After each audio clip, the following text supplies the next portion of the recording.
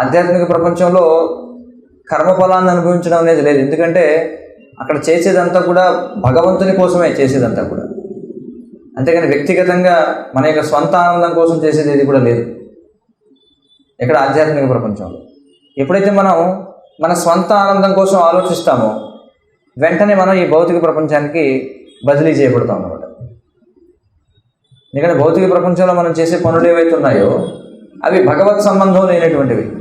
వాటికి బాధ్యత మనమే వహించాలి. ప్రభుత్వాలు ఉదాహరణ ఇస్తారు. ఏమిటంటే మనం ప్రభుత్వ ప్రతినిధిగా మనం పనిచేస్తున్నప్పుడు నష్టం వచ్చినా లాభం వచ్చినా అది ఎవరికి వెళుతుంది? అది ప్రభుత్వం భరిస్తుంది. కానీ మనం ప్రభుత్వంతో సంబంధం లేకుండా మనం అంటే ఒక పర్యవేక్షణకు లోబడి ఉండకుండా ఒక యజమాని కింద కాకుండా మన స్వతంత్రంగా వ్యవహరిస్తే మనకి రక్షణ అనేది ఉండదన్నమాట. చూడండి, స్వతంత్రత రక్షణ రెండు ఉన్నాయి. స్వతంత్రంగా ఉండాలనుకుంటే రక్షణ అనేది ఉండదు. రక్షణ కావాలనుకుంటే మనం మన స్వతంత్రంగా ఉండడానికి ప్రయత్నించకూడదు.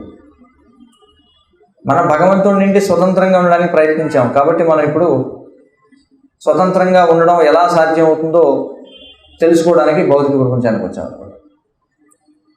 అర్థమవుతుంది. అందుచేత మనం ఏమిటంటే కష్ట పరంపరలో ఉన్నాం. నిజమునకు మేము ఈ వైతరిణి యందు పడి నిరంతరము జన్మ మృత్యుకి క్లేశములను అనుభవించుచు దారుణమైనవి భుజించుచున్నాము. చూడండి, ఒక్కొక్క విధమైనటువంటి జన్మలో 84 లక్షల రకాల జీవరాశులు ఉన్నాయి. ఈ 84 లక్షల జీవరాశుల్లో మనం ఏం చేస్తుంటాం? ఒక్కొక్క రకమైన శరీరం లభించినప్పుడు ఒక్కొక్క రకమైన ఆహారాన్ని స్వీకరిస్తుంటాం కదా. మనకి చూడండి, కుక్కలు ఒక విధమైనటువంటి తింటుంటాయి, పిల్లులు ఒక విధమైన ఆహారం, పందులు ఒక విధమైన ఆహారం, మొసళ్ళు ఒక విధమైన ఆహారం, మనుషులు ఒక విధమైన ఆహారం. ఇట్లా ఇక్కడ ఏమంటున్నారంటే దారుణమైనవి భుజించుచున్నాము. చూడండి, ఎప్పుడు కూడా మనం ఏ స్థితిలో ఉన్నాం అనేది మనకు అర్థం కాదు. ఎప్పుడు కూడా మన యొక్క లోపం ఏమిటనేది మనకు అర్థం కాదు. మనం ఏ స్థితిలో ఉన్నామనేది తెలుసుకోవాలంటే మనకంటే ఉన్నతమైన వాళ్ళే ఆ విషయం చెప్పాలన్నమాట. అందుకే ఎప్పుడు కూడా మనం వైదిక జీవన విధానం అంటే ఏమిటంటే ఒకరి కింద ఉండడం అని అర్థం. భగవంతుడిని అర్థం చేసుకోవాలన్నా సరే మనం ఒకరి కింద ఉండాల్సిందే. భగవంతుడిని అర్థం చేసుకోవాలన్నా మనం ఒకరి కింద ఉండాల్సిందే. మా గురువు మహారాజ్ అంటారు, ఏమంటారంటే అర్థం చేసుకోవడం అంటే ఇంగ్లీష్లో ఏమిటి? అండర్స్టాండ్ అని చెప్పి అంటారు. If you want to understand then you have to understand అని చెప్పి అంటారు. చూడండి, అర్థమవుతుందా? If you want to understand, నువ్వు భగవంతుడి గురించి అర్థం చేసుకోవాలంటే యూ షుడ్ స్టాండ్ అండర్ అని చెప్పి అంటారు. అర్థం కదా? స్టాండ్ అండర్ అంటే ఏమిటి? ఒకరి కింద నువ్వు ఉండాలి, లొంగి ఉండాలి. ఇది చాలా ముఖ్యమైనటువంటిది. ఎందుకంటే మన సహజ స్వభావం అదే. మన సహజ స్వభావం ఏమిటంటే ఒకరికి లొంగి ఉండడం. మనం ఎవరొకరికి లొంగి ఉండాల్సిందే. మీరు చూడండి, మనం ఒకరికి లొంగి ఉండడం అనేది సహజమైన లక్షణం కాబట్టి అలా లేకుండా మనకి అస్తిత్వంలో ఉండలేమన్నమాట. అయితే మనం ఎవరి కింద లొంగి ఉండాలి అనేది మనం ఆలోచించాలి. అదవుతుంది. మన భగవంతుడికి లొంగి ఉండకూడదు అనుకుంటే అప్పుడు వేరే ఎవరికి లొంగి ఉండాలి. లేదు నేను ఇతర ఏ వ్యక్తికి కూడా లొంగి ఉండాలనుకుంటే అప్పుడు మన ఇంద్రియాలకి లొంగి ఉండాలి. ఇంద్రియాలంటే ఏమిటి? ఇంద్రియాలంటే ప్రకృతి. ప్రకృతి అంటే ఎవరు? భగవంతుని యొక్క బాహ్య శక్తి. ప్రకృతి అంటే భగవంతుని యొక్క ఏజెంట్ అన్నమాట, భగవంతుని యొక్క ప్రతినిధి. సరే, మనం నేరుగా భగవంతునికి లొంగి ఉండము, భగవంతుని కింద మేము ఉండమంటే అప్పుడు భగవంతుని యొక్క శక్తి కింద ఉండాలి. అంతే, తప్పించుకునే ప్రసక్తి లేదు. ఎవరో తప్పించుకోలేదు.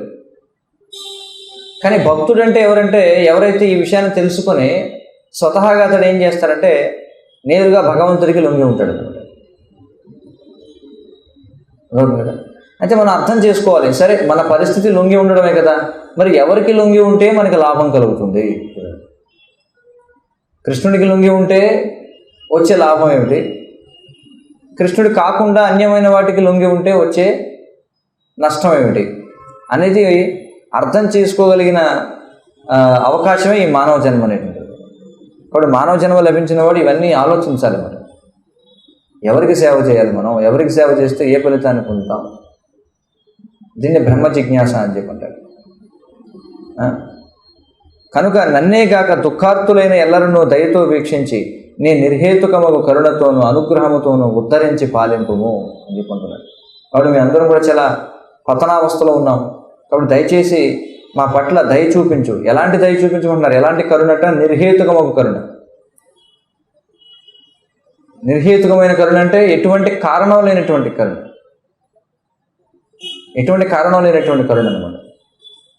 సాధారణంగా ఎవరికైనా ఏదైనా సహాయం చేయాలంటే ఏం చూస్తారంటే అవతల వాళ్ళ నుంచి మనకి ఏం లభిస్తుంది అనేది లెక్కేసుకుంటారు. నేను వీడికి సహాయం చేస్తే నాకు వీడి ఏం చేస్తాడు చూడండి. భౌతిక ప్రపంచంలో మీరు ఏ సంబంధమైనా చూడండి, తల్లిదండ్రులు, సంతానం, బంధువులు, స్నేహితులు, రాజకీయ నాయకులు, యజమానులు అందరూ కూడా అవతల వ్యక్తి నుండి ఏదో ఒకటి ఆశించే వాళ్ళపై కరుణ చూపిస్తుంటారు. రాజకీయ నాయకులు ఉన్నారనుకోండి, వాళ్ళ దగ్గరికి జనం వెళ్ళి అడుగుతూ ఉంటారు, అయ్యా మీరు దయచేసి చూడండి మా అబ్బాయికి ఉద్యోగం వేయించండి, లేకపోతే మా లారీని ఎవరో ఒక బ్రేక్ ఇన్స్పెక్టర్ పట్టుకున్నారండి, దయచేసి మీరు విడిపించండి. ఇట్లా చాలా రకరకాలుగా ఏం చేస్తారు, వెళ్ళి వాళ్ళని ఆశ్రయిస్తూ ఉంటారు. వాళ్ళు కూడా వీళ్ళ పట్ల దయ చూపిస్తుంటారు. కారణం ఏంటంటే వాళ్ళ స్వలాభం చూసుకొని, ఎందుకంటే వచ్చే ఎన్నికల్లో వీళ్ళు మళ్ళీ మనకి విధేయులై ఉంటారనేటువంటి ఆశతోటి. కానీ ఇక్కడ భగవంతుడికి మన పట్ల కరుణ చూపించడం వల్ల ఆయనకు వచ్చే లాభం ఏమైనా ఉందో చెప్పండి. ఎందుకంటే మన వల్ల భగవంతుడికి వనగూరేటువంటి ప్రయోజనం ఏం లేదు కదా. అసలు మన భగవంతునికి అవసరమే లేదు. అసలు ఒక విధంగా చెప్పాలి, భగవంతునికి మన సేవ అవసరం లేదు. మనం లేకపోతే భగవంతుడు ఏమన్నా మనోవేదనతో ఉంటాడంటే అది కూడా లేదు. ఎందుకంటే భగవంతుడు అనంతమైన వాడు. అనంతమైనటువంటి భగవంతుడిని సంతృప్తిపరచడానికి ఆయన యొక్క అంతర్గత శక్తి, రాధారాణి, లక్ష్మీదేవి, సీతాదేవి వీళ్ళందరూ ఉన్నారు. లక్ష్మీ సహస్ర శత సంభ్రమ సేవ్యమానం అని చెప్పున్నారు. కోట్ల మంది లక్ష్మీదేవులు ఆయనని సంతృప్తిపరచడానికి ఎప్పుడూ సిద్ధంగా ఉన్నారు. వాళ్ళు ఎంత శక్తివంతులు అంటే చూడండి, వాళ్ళు నారాయణుడిని అంటే రాముడిని అంటే కృష్ణుడిని నియంత్రించగలిగినటువంటి శక్తివంతులు అన్నమాట వాళ్ళంతా. చూడండి, రాధారాణి లేదా లక్ష్మీదేవి లేకపోతే సీతాదేవి వాళ్ళు భగవంతుడిని నియంత్రించగలరు అనమాట, అంత గొప్ప శక్తి కలిగిన వాళ్ళు. కానీ మన దగ్గర ఏముందని భగవంతుడు మన పట్ల కరుణ చూపాలి? ఏమైనా ఉందా మన దగ్గర? లేదు కదా. అందుకే ఇక్కడ ప్రహ్లాదుడు ఏమంటున్నాడంటే నిర్హేతుకమైనటువంటి కరుణ చూపించండి. ఎందుకంటే మా వల్ల మీకు వచ్చే లాభం ఏం లేదు. ఎలాగో జీవుల వల్ల వల్ల మీకు వచ్చేటువంటి లాభం ఎలాగో లేదు. లాభం లేకపోయినా సరే మా పట్ల దయచేసి మీరు కరుణ చూపించండి అని చెప్పుంటారు ప్రహ్లాదుడు. నిర్హేతుకమైన కరుణ అంటారు. అనుగ్రహముతోను ఉద్ధరించి పాలించండి అని చెప్పుంటాడు. ఉద్ధరించమంటున్నాడు. ఉద్ధరించి ఏం చేయమంటున్నాడు? పాలించండి. పాలించండి అంటే మీ యొక్క నియంత్రణలో ఉంచుకోండి. మనం ఎందుకు నియంత్రణలో ఉంచుకోవాలి? మనం ఎందుకు నియంత్రించబడాలి అంటే మన యొక్క సంక్షేమం కోసం. చూడండి, మన యొక్క సంక్షేమం కోసం మనం నియంత్రించబడాలి. కానీ ప్రస్తుతం అందరూ ఏమనుకుంటారంటే నియంత్రణ అంటే అదేదో ఒక చాలా భారమేమో అనుకుంటారు. నియంత్రించబడడం అనేది ఒక భారం అనుకుంటారు అన్నమాట అందరూ కూడా. కానీ మనం పరిపూర్ణులం కాదు కాబట్టి, మన పరిపూర్ణులు కానంత వరకు మనం ఎవరో ఒకరి చేత నియంత్రించబడాల్సిందే భౌతిక ప్రపంచంలో. పరిపూర్ణత సాధించిన తర్వాత కూడా మనం భగవంతుని చేత నియంత్రించబడతాం. కానీ ఈ మూర్ఖమైనటువంటి ఈ ఆధునిక సమాజంలో మీరు చూస్తే, ముఖ్యంగా కలియుగంలో మనం చూసినట్లయితే ఎవరు కూడా నియంత్రించబడాలని కోరుకోరు అనమాట. చూడండి, అందరూ కూడా స్వతంత్రంగా ఉండాలనుకుంటారు. అందరూ కూడా స్త్రీలు, పురుషులు, పిల్లలు అందరూ కూడా ప్రతి ఒక్కళ్ళు కూడా ఏమనుకుంటారు? మనం స్వతంత్రంగా ఉండాలి, మనం ఎవరి చేత నియంత్రించబడకూడదు. నియంత్రించబడడం అంటే అదేదో అనాగరికం అనుకుంటారు ఈ రోజుల్లో. చూడండి, అందుకే కదా మనకి రకరకాల ఉద్యమాలు ఇప్పుడు వస్తున్నాయి. ఏమిటి ఉద్యమాలు? స్త్రీ విముక్తి పోరాటం, ఉదాహరణకి ఫెమినిజం అని చెప్పంటారు. ఫెమినిజం అంటే ఏమిటి? వాళ్ళు ఏమంటారంటే ఇప్పటి వరకు అనాధికారంగా స్త్రీలు పురుషుల యొక్క గుత్తాధిపత్యంలో ఉన్నారు కాబట్టి వాళ్ళు అణిచివేతకు గురయ్యారు. ఈ విధంగా ఒకరి నియంత్రణలో ఉండడం అనేది అనాగరికం కాబట్టి మనం పోరాటం చేయాలి. ఆ విధంగా స్త్రీ ఉద్యమం అనేది ఉంది ఇప్పుడు, ఫెమినిజం అని చెప్పంటారు. ఆ తర్వాత ఇంకేమిటి? ఇప్పుడు విద్యార్థులను గురువులు ఎవరైతే ఉన్నారో, ఉపాధ్యాయులు ఎవరైతే ఉన్నారో వాళ్ళని నియంత్రించకూడదు. అది కూడా జరుగుతుంది కదా ఉద్యమం. అందుకే మనకి స్టూడెంట్ యూనియన్స్ ఉన్నాయి, ఎస్ఎఫ్ఐ అని, ఏబీవీపీ అని, అవన్నీ ఇవన్నీ రకరకాలు ఉన్నాయి. ఏంటి వీళ్ళు చేసే ఉద్యమం ఏమిటి అంటే మేము ఎందుకు మీ నియంత్రణలో ఉండాలి? చూడండి, అంతే కదా. విద్యార్థులు ఒక సంఘంగా పోరాడాల్సిన అవసరం ఏమొచ్చింది? ఎందుకంటే మేము నియంత్రణలో ఉండాలని అనుకోవడంలా, కాబట్టి మాకు సంఘం ఉంది. వాళ్ళు ఏమనుకుంటారు, ఒకప్పుడు గురువు ఉపాధ్యాయుడు ఏం చేసేవాడు, శిష్యుడిని దండించేవాడు. గురుకుల విద్యా విధానంలో మీరు చూసినట్లయితే వసంతాంతే గురువుర్హితం అని చెప్పన్నారు. విద్యార్థి గురుకులంలో ఎలా జీవించాలంటే గురువు యొక్క హితము కొరకే జీవించాలట. చూడండి, గురువు హితం, గురువు కోసమే జీవించాలి. అర్థమవుతుంది కదా. అతను గురుకులంలో విద్యాభ్యాసం చేస్తున్నాడంటే గురువు ఎలా చెప్తే అలా ఉండాలి, గురువుకు నచ్చిన విధంగా ఉండాలి. ఎలా ఉండేదంటే పూర్వ విధానం చూడండి, విద్యార్థులందరూ కూడా వాళ్ళు ఏం చేసేవారంటే ఉదయాన్నే అడవికి వెళ్ళి కట్టెలు తెచ్చేవాడు, లేకపోతే ఇంటింటికి వెళ్ళి భిక్ష స్వీకరించేవారు. బ్రహ్మచారులు ముఖ్యంగా, బ్రహ్మచారులు అంటే 5 ఏళ్ల వయసు నుంచి 25 ఏళ్ల వయసు వరకు గురువు యొక్క కొలువులో మన విద్యాభ్యాసాన్ని స్వీకరించాలన్నమాట. కాబట్టి అన్నాళ్ళు కూడా మనం ఏ విధంగా లొంగి ఉండాలి అనేది మనకి శిక్షణ ఇవ్వబడుతుంది అనమాట. చూడండి, అందుకే అంటారు డిసైపుల్ మీన్స్ డిసిప్లిన్ అని చెప్పంటారు. చూడండి, అదే కదా, డిసైపుల్ని ఎవరిని అంటారు, డిసిప్లిన్ ఉన్నవాడినే డిసైపుల్ అని చెప్పంటారు. శిష్యుడు అంటే ఎవరు అంటే శిక్షణ పొందేవాడు. కాబట్టి శిక్షణ ఎప్పుడు పొందగలం అంటే మనం లొంగి ఉండగలిగినప్పుడే మనం ఉండగలం. కాబట్టి లొంగి ఉండడం అంటే ఏమిటి, చెప్పిన మాట వినడం. కాబట్టి శిష్యుడు కావడం అంటే ఏమిటంటే గురువు చెప్పిన దాన్ని చేయడం అని అర్థం. లేకపోతే అర్థమే ఉంది. ఒకవేళ మనం గురువు చెప్పింది చేయనట్లయితే అప్పుడు ఏదో ఊరికే నాకు మా ఇంటికి ఒక కుక్క ఉంది అన్నట్టు చెప్పుకోవడానికి నాకు కూడా ఒక గురువు ఉన్నాడని చెప్పుకున్నాడు. అంతకుమించి ఏమైనా ప్రయోజనం ఉందా? లేదు. కాబట్టి క్రమేణా ఈ ఉద్యమాలు వచ్చాయి. ఏ ఉద్యమాలు? మేమెందుకు లొంగి ఉండాలి అసలు ఉపాధ్యాయుడికి, గురువు అనేవాడికి మేమెందుకు లొంగి ఉండాలి? కాబట్టి తర్వాత మెల్లమెల్లగా ఏం చేశారు, చట్టాలు తీసుకొచ్చారు. మనం చూస్తుండగానే చివరికి ఒక 20 సంవత్సరాల క్రితం వరకు కూడా ఉపాధ్యాయులకి విద్యార్థులపై పూర్తిగా హక్కులు ఉంటాయి. మీరు చూసినట్లయితే కాలక్రమేణా అది ఏమైంది, మారిపోయింది. తర్వాత ఏమిటి, ఏమైనా ఉపాధ్యాయుడు విద్యార్థిని శిక్షించాడు అనుకోండి, వెంటనే తల్లిదండ్రులు గొడవకు వెళ్ళడం మొదలుపెట్టారు. నువ్వెవడు మావాడిని కొట్టడానికి కదా, అర్థమవుతుంది కదా. ఆ తర్వాత పిల్లలు తల్లిదండ్రుల మీద తిరుగుబాటు చేశారు. ఏమిటి, తల్లిదండ్రులు మమ్మల్ని ఎందుకు నియంత్రణలో పెట్టాడు? చూడండి, ఒకటే జబ్బు, భౌతిక ప్రపంచం అంతా ఒకటే రోగం. ఏమిటా రోగం అంటే మనం ఎందుకు లొంగి ఉండాలి, మనం ఎందుకు ఒకరి కింద ఉండాలి. చూడండి, ఇదే మొత్తం భౌతిక ప్రపంచంలో రోగం. కాబట్టి అమెరికా లాంటి దేశాల్లో, ఇంకా భారతదేశానికి పూర్తిగా రాలేదు అది, అమెరికా లాంటి దేశాల్లో ఇప్పటికే ఉంది. ఏమిటంటే కేవలం 11 సంవత్సరాల వయసు ఏదైతే ఉందో అప్పటి వరకే పిల్లలు అనేవాడు తల్లిదండ్రుల యొక్క రక్షణలో ఉండాలి. అప్పటి వరకే తల్లిదండ్రులకు పిల్లలపై హక్కు ఉంటుంది. ఆ వయసు దాటిన తర్వాత హక్కు లేదని చెప్పి ప్రభుత్వాలు చెప్తున్నారు.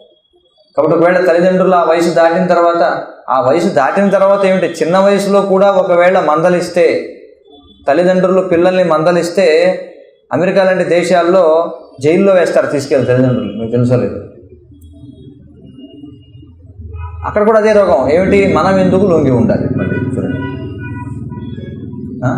తర్వాత కార్మికులు యజమానుల మీద తిరుగుబాటు. అందుకే కార్మిక పోరాటాలు అనేవి వచ్చాయి కదా.